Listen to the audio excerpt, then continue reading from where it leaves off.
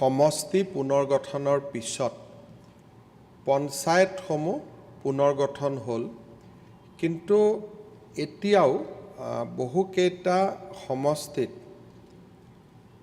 Revenue circle সমষ্টি ভিত্তিক হোৱা নাই। আৰু আমাৰ বহুত ক্ষেত্ৰত দেখা যায় যে এটা সমষ্টিৰ ৰেভিনিউ চাৰ্কেল বা ৰেভিনিউ ভিলেজ আন এটা সমষ্টিৰ লগত জড়িত হৈ আছে আৰু কৰবাত আন এটা জিলাৰ লগতো জড়িত হৈ আছে। আৰু কিছুমান সমষ্টিত ৰাজহ চক্ৰ নাই। তাৰ পৰিপ্ৰেক্ষিততো ই কাষৰ সমষ্টিসমূহৰ লগত সংলগ্ন হৈ আছে।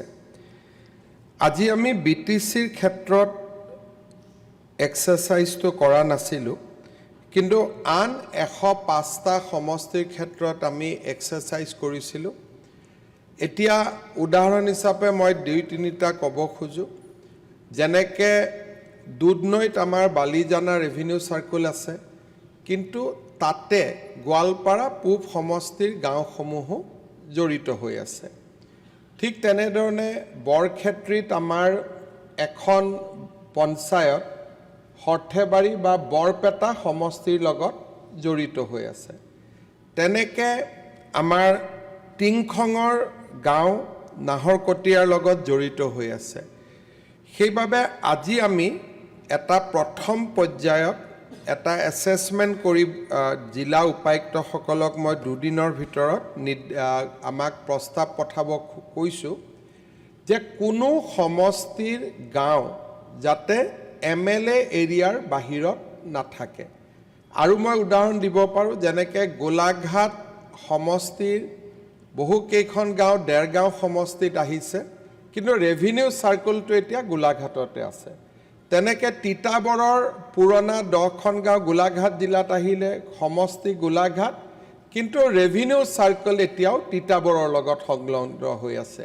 সেই তাৰ পৰিপ্ৰেক্ষিতত ডিচিসকলক আমি এটা নিৰ্দেশ দিছোঁ যে ৰেভিনিউ চাৰ্কেল আৰু LAC টাৰ্মিনাছ হ'ব লাগিব, যাতে কোনো MLA নিজৰ সমষ্টিৰ বাহিৰত যাব নালাগে ৰেভিনিউ চাৰ্কুলৰ কাৰণে। আৰু তাৰ যেনেকৈ মই আজি চাইছিলোঁ ডিমৌ সমষ্টিৰে কিছু গাঁও জড়িত হৈ আছে চৰাইদেউ জিলাত, কিন্তু ডিমৌ পৰে শিৱসাগৰ জিলাত। আজিৰ পৰা আমাৰ ডিচিসকলে এই এক্সাৰচাইজটো কৰিব। আমি ক'তো ৰেভিনিউ চাৰ্কুল উইড্ৰ নকৰোঁ। ক'ৰবাত যদি 3টা আছে 3টাই থাকিব, 2টা আছে 2টাই থাকিব, মাত্ৰ গাঁওবিলাক ট্ৰান্সফাৰ হ'ব। এক মিনিট মুখ্যমন্ত্ৰীয়ে কথা কৈ থাকিলে ইউজুৱেলি মানুহে মাজত মাত নিদিয়ে। তাৰপিছত এতিয়া তাৰ পৰিপ্ৰেক্ষিতত আপোনালোকৰ যদি কিবা বক্তব্য থাকে আপোনালোকে ডিচিসকলকো দিব।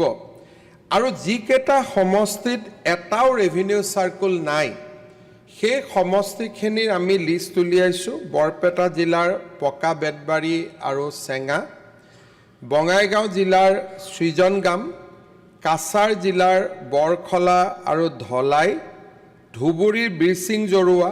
এতিয়া যদি চাউথ চালমাৰাত কিবা ইয়াৰ গাঁও আছে, এইখিনিও ধুবুৰীলৈকে ট্ৰেন্সফাৰ হ'ব।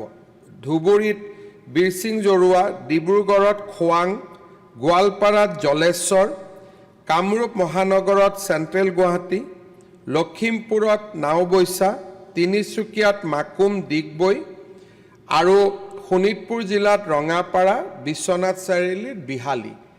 এই সমষ্টিকেইটাত এটাও ৰেভিনিউ চাৰ্কুল নাই।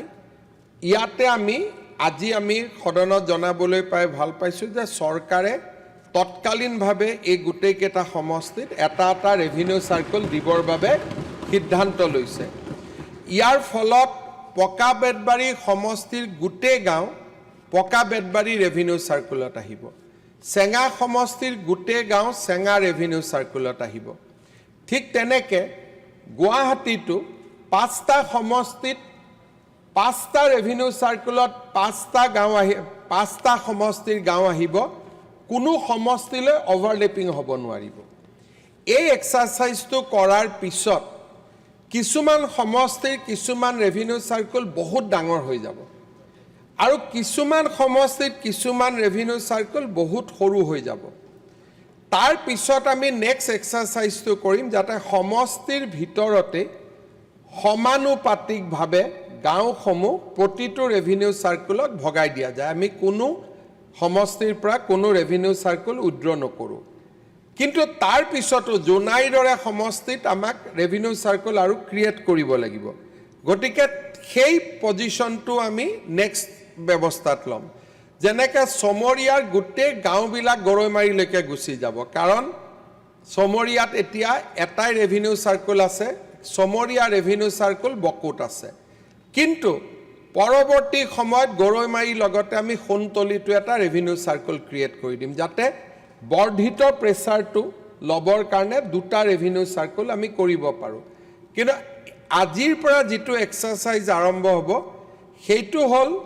নিজৰ সমষ্টিত থকা ৰেভিনিউ চাৰ্কেলত গাঁওসমূহ এটেচ কৰা কোনটো ৰেভিনিউ চাৰ্কেলত এটেচ কৰিব লাগে আপোনালোকে যাতে ডিসি সকলক পৰামৰ্শ দিয়ে য'ত এটাই ৰেভিনিউ চাৰ্কেল আছে তাততো পৰামৰ্শৰ প্ৰয়োজনে নাই কিন্তু য'ত এটা ৰেভিনিউ চাৰ্কেল নাই দুটা আছে গাঁওখিনি কোনটো ৰেভিনিউ চাৰ্কেলৰ লগত সংলগ্ন কৰিব লাগে সেইখিনি আপোনালোকে পৰামৰ্শ দিব ইয়াৰ নেক্সট ষ্টেজ আমি বিটিচিটো চেষ্টা কৰিম যাতে বিটিচিটো আমি এনেকৈ ৰেচনেলাইজ কৰিব পাৰোঁ মূল উদ্দেশ্যটো হ'ল পঞ্চায়তৰ সীমাটো যেনেকৈ সমষ্টিৰ ভিতৰত তেনেকৈ ৰেভিনিউ ভিলেজো এতিয়া সমষ্টিৰ ভিতৰত হ'ব যাতে সমষ্টিৰ বাহিৰৰ চাৰ্কুল অফিচাৰৰ তাতে সমষ্টিৰ মানুহ বা সমষ্টিৰ বিধায়ক যাব নালাগে বানপানীৰ পৰিপ্ৰেক্ষিতত এইটো খুব ইম্পৰ্টেণ্ট কাম সেইকাৰণে আমি এই সপ্তাহতে প্ৰথম পৰ্যায়টো শেষ কৰিম দ্বিতীয় পৰ্যায়ত সমষ্টিৰ ভিতৰত গাঁও ভগোৱা কাম আৰম্ভ কৰিম আৰু ডেট প্ৰচেছত যদি কৰবাত আমাক নতুন ৰেভিনিউ চাৰ্কুল লাগে আমি ক্ৰিয়েট কৰাৰ ব্যৱস্থা কৰিম মই ভাবিছোঁ যে কথাখিনি মই সদনক জনাই থৈছোঁ কাৰণ কালিৰ পৰা সদন 7 দিন নাথাকিব আৰু এই 7 দিনতে এই কামখিনি আমি শেষ কৰিম মই পুনৰ এবাৰ এইটো নিশ্চিতভাৱে আমাৰ বহু কেইজন বিধায়কৰ বাবে এইটো এটা ভাল খবৰ কোনেও দাবী কৰা নাছিল আমাৰ এতিয়া কোনোবা নাওবৈচা সমষ্টিতে জেপি দাসে গৈ কৈ দিব যে মই দাবী কৰাৰ কাৰণে কৰিলে এইবিলাক কথা যাতে কোনেও নকয় কাৰণ মই জানো যে আমি কৰি দিয়া কামবিলাক পিছত কোনোবাই কয় যে ৰাইজে দাবী কৰিছিল বহুত জায়গাত মই ইমান দিন ৰাজনীতিত থাকোঁ কতো ৰাইজৰ দাবী নুশুনো আমি নিজে নিজে গৈ পেলাই মেডিকেল কলেজ দিওঁ পিছত কয় যে নহয় এইটো ৰাইজেও দাবী কৰিছিল গতিকে ইয়াত কতো দাবী নাই এতিয়া মই আকৌ এবাৰ কৈছোঁ যে তৎকালীনভাৱে পকা বেতবাৰীত বিধায়কে দাবী নকৰাকৈ চেঙাত বিধায়কে দাবী নকৰাকৈ সৃজনগামত বিধায়কে দাবী নকৰাকৈ বৰখলা ঢলাইত বিধায়কে দাবী নকৰাকৈ বিৰসিং জৰুৱাত বিধায়কে দাবী নকৰাকৈ খোৱাঙত দাবী নকৰাকৈ গোৱালপাৰাত জলেশ্বৰত দাবী নকৰাকৈ কামৰূপত চেণ্ট্ৰেল গুৱাহাটীত দাবী নকৰাকৈ লখিমপুৰত নাওবৈচাত দাবী নকৰাকৈ তিনচুকীয়াত মাকুম ডিগবৈত দাবী নকৰাকৈ ৰঙাপাৰা বিহালীত আমি দাবী নকৰাকৈ ৰাইজৰ সুবিধাৰ প্ৰতি লক্ষ্য ৰাখি এটা এটা চাৰ্কুল অফিচাৰ আমি চাৰ্কুল অফিচ আজি আমি ঘোষণা কৰিছোঁ ধন্যবাদ